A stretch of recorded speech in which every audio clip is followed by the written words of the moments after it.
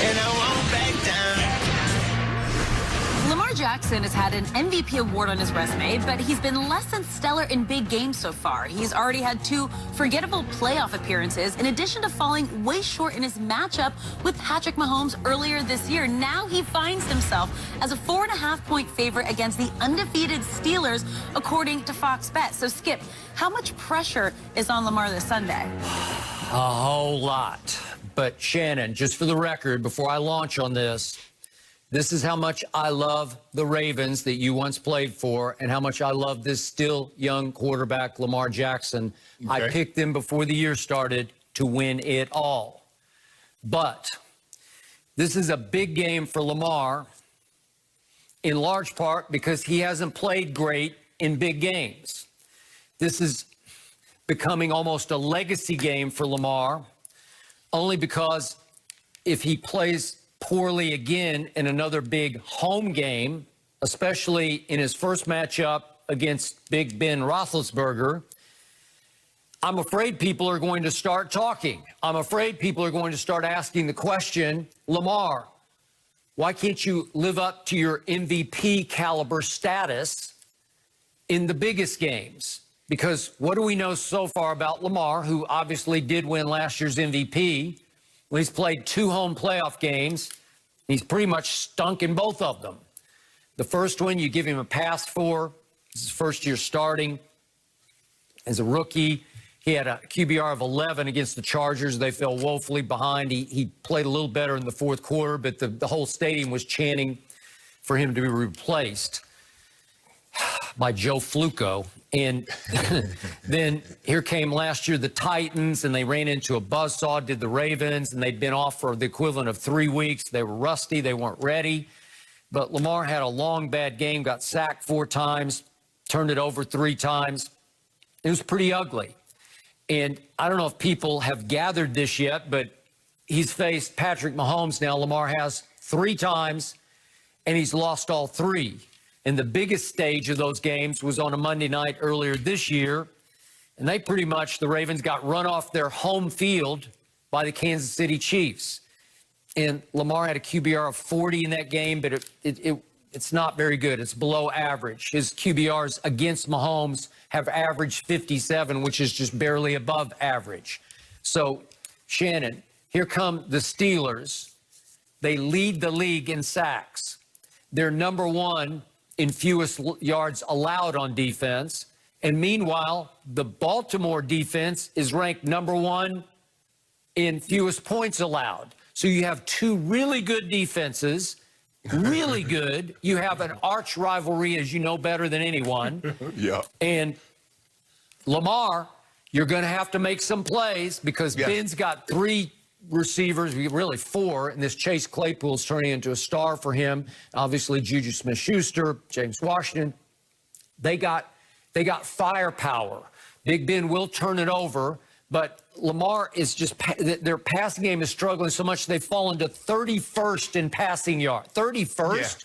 Yeah. And it got so bad this week, Shannon, as you well know, they had to reach for a blast from the past. Our man Des Bryant is now on the practice squad just in case they can get him ready and need to elevate him to give them some semblance of firepower in their receiving core.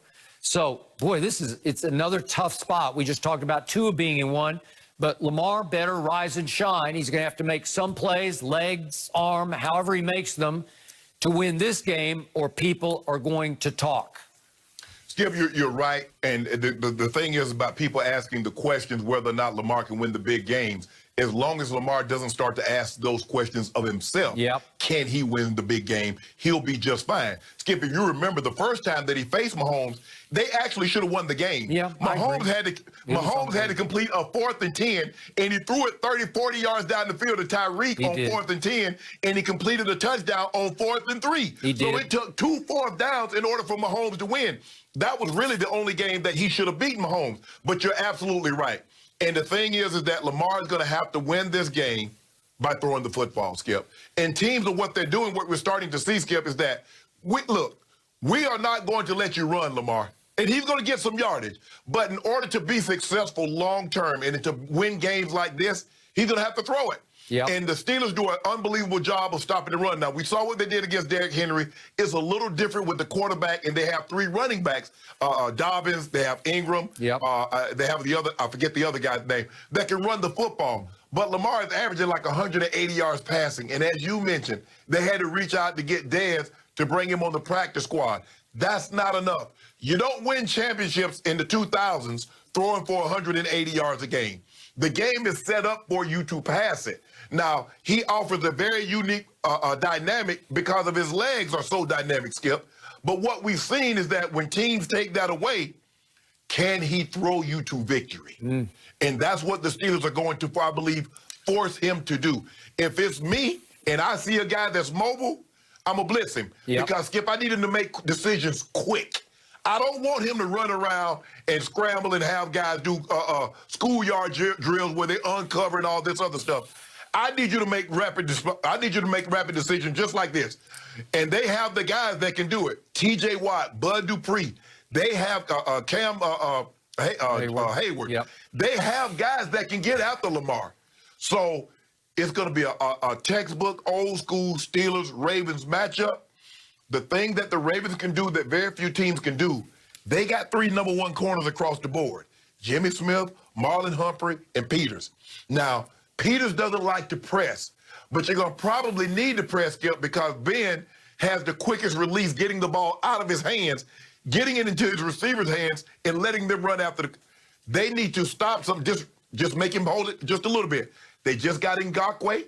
Calais Campbell's starting to pick it up. Go with Matthew Judon. So now this is the way to get Big Ben off of his spot. So I'm expecting a classic Ravens-Steelers matchup, but I took the Ravens in this matchup. Likewise, I did. Now back to Lamar. Shannon, as we've discussed with Cam Newton, 2015, you don't win an MVP in the National Football League by accident. You can't fluke your way into it. The season's too long. It's too hard. Lamar Jackson flat out ran away with MVP last year. And I'm not writing him off. I want to be clear about this. I'm not jumping off the bandwagon. But we have seen a pattern of big home losses. But do I think he's highly capable of outplaying Roethlisberger Sunday in Baltimore? Sure he is. And you know what? This kid is made of the right stuff. I'm talking about tough stuff, big moment. I believe he will rise and shine in this game, but it's time, and the clock is ticking. So I do think there's a whole lot of heat on him, and I think he'll deal with it. Skip, I don't know if people remember this. He led the league in touchdown passes last year. In a league with Aaron Rodgers, Tom Brady, Patrick Mahomes, Russell Wilson, he threw more touchdown passes than all of those. So as you said, it's not an accident. If you have that level of consistency over entire season, Skip, we've seen guys have a good month. We've seen guys have a good 2 to 3 games. This dude was unbelievable, and you factor in 1,200 rush yards. Yeah, he deserved that award. But in order for him, he's going to have to get better. He's going to have to take the next step like Russ did. Russ relied on his leg in a running game. He did. Russ progressively got better and better. And this is where I give the kid Kyler. I believe he's ahead of Lamar throwing the football. And that's why, Skip, when these general managers that were polled, if you had to build a team with someone 25 years of age or younger, you would take Kyler because of his ability to throw the football. All is not lost, but Lamar knows he's going to have to get better and better and better if he ultimately wants to get what Brady got, what Mahomes got in that Super Bowl wins. Well, obviously, I believe Lamar throws it well enough to go win a Super Bowl because I predicted that, and I stand by it. All right. Lamar can step it up this weekend, and someone who always shines in big games is Tom Brady. Has his magical October made him the new MVP favorite? Michael Vick joins us next.